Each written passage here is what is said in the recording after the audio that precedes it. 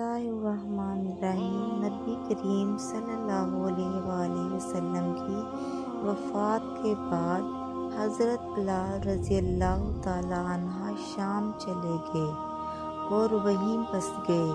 ایک عرصے کے بعد آپ صلی اللہ علیہ وسلم کی خواب میں زیارت ہوئی اور کہا، بلال تم نے ہم سے ملنا کیوں چھوڑ دیا؟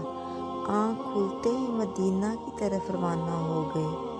کئی دنوں کی مسافت کے بعد آپ مدینہ پہنچے، مسجد میں حاضری دی اور روضہ رسول پر گر کر بے ہوش ہو گئے۔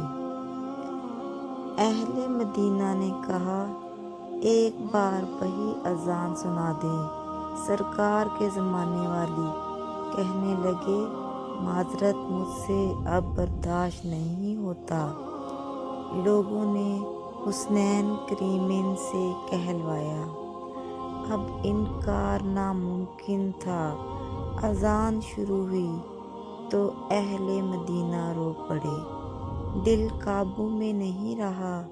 پیارے آقا کے زمانے کی یاد تازہ ہو گئی۔ عورتیں بچے سب نکل آئے، غم سے نڈھال، بے قرار، ہچکیاں بند گئی۔ جب کہا، اشہد ان محمد رسول اللہ، لوگ چیخیں مار کر رونے لگے۔ حضرت بلال کی نظر ممبر رسول پر پڑی، ممبر خالی تھا تو وہ برداشت نہ کر پائے اور بے ہوش ہو کر گر پڑے۔ اذان مکمل ہی نہ ہوئی تو جب وہ ہوش میں آئے تو شام کی طرف روانہ ہو گئے۔ یا اللہ ہمیں بھی ایسی محبت عطا فرما دے۔